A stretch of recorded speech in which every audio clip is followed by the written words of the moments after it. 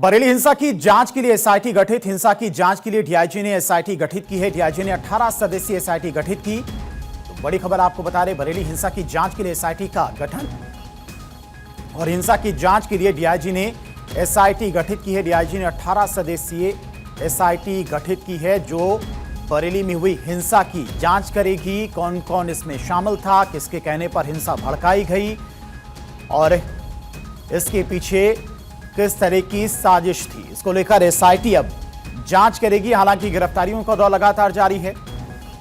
तौकीर रजा पर भी कई एफआईआर अब तक हिंसा भड़काने के मामले में हो चुकी हैं। 2000 अज्ञात लोगों पर भी एफआईआर दर्ज की गई थी और सीसीटीवी फुटेज के जरिए उन उपद्रवियों की पहचान भी की जा रही है जिन्होंने हिंसा को बढ़ावा दिया था, हिंसा को भड़काया था। ऐसे लोगों की भी गिरफ्तारी की जा रही। 55 लोगों की अब तक गिरफ्तारी हो चुकी है। बरेली हिंसा में आज एक और गिरफ्तारी हुई है।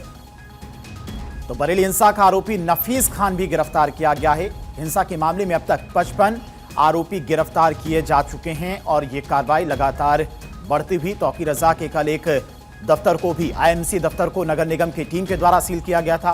अब प्रॉपर्टी भी चिन्हित की जा रही हैं जो अवैध तरीके से बनाई गई हैं। उन पर भी आने वाले समय में बुलडोजर कार्रवाई भी हो सकता है कि देखने को मिले।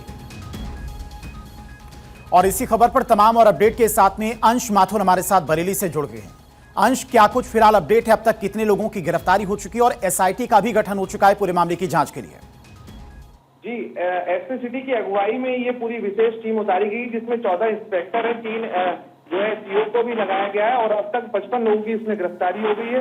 2000 के लगभग इसमें अज्ञात लोगों को जो है रखा गया है और उसके बाद देखा जा रहा है कि बड़ी कार्रवाई यहाँ पर देखने को मिल रही है। जिस तरीके से जो है बीडीए और नगर निगम भी आगे आया है, उसने कई जो मौलाना तौकीर रजा खान के जो करीबी हैं उनकी संपत्तियों को सील किया है और अब पूरा सर्वे हो रहा है। क्योंकि मुझे लग रहा है कि जिस तरीके से ये पूरी तेजी दिखाई जा रही है प्रशासन की तरफ से, तो बहुत जल्द यहाँ पर बुलडोजर एक्शन भी होता हुआ नजर आएगा। क्योंकि मुख्यमंत्री लगातार अपनी रैलियों में लगभग 2 से 3 दिनों में कि वो साफ कर चुके कि बरेली को वो एक मॉडल बनाना चाह रहे हैं कि जो पूरे प्रदेश में जिस तरीके से ये तमाम प्रदर्शन नजर आए तो उसमें एक नजीर पेश होगी। यहाँ पर हमें लगता है कि जिस तरीके से पुलिस यहाँ पर अब सुरक्षा को और बढ़ा रही, क्योंकि आज अष्टमी का दिन है, मंदिरों में भारी भीड़ लगती है। बरेली में काफी प्रसिद्ध मंदिर भी है, तो ऐसे में आज जो एक्शन है उससे पहले पूरे जो शहर है उसको छावनी में तब्दील कर दिया गया है और काफी चेकिंग की भी यहाँ पर जगह जगह पॉइंट बना दिए गए हैं कि जो क्षेत्रीय लोग हैं केवल उनको ही एंटर होने दिया जा रहा है, नया कोई भी उधर एंटर नहीं हो रहा है। और बड़ा एक एक्शन यहाँ पर आज होने की उम्मीद है। जो 3 सीओ, 14 इंस्पेक्टर और एसपी सिटी पूरे जो एसआईटी है उसकी पूरी जांच करेंगे और जांच में कुछ चीजें भी सामने आई हैं कि जो यहाँ पर हजियापुर का जो इलाका बताया जा रहा है कि वहां पर भी लोगों को पहले इकट्ठा होने के लिए समझाया गया और उसके बाद कुछ चीजें उनको अवैध रूप से प्रोवाइड कराई गई जो कि इस पूरी हिंसा में शामिल हो सके और हिंसा को बढ़ावा दे सके। तो ये तमाम अभी शुरुआती पहलू निकल के आए हैं और भी कई बड़े अहम खुलासे जल्द होने जा रहे हैं। अंश, अभी तक जो शुरुआती जांच हुई उसमें क्या इस बात की भी पुष्टि पुलिस की तरफ से की गई कि कोई बड़ी हिंसा को भड़काने की साजिश रची जा रही थी? जी, पूरी तरीके से यहाँ पर लगभग ये सोचा जा रहा था कि लगभग 30 से 40 हजार इकट्ठा पत्थर, डंडे और ये तमाम वो चीजें होती कि जो वहां पर घटनास्थल पे मिली है जहां पर लाठीचार्ज हुआ था।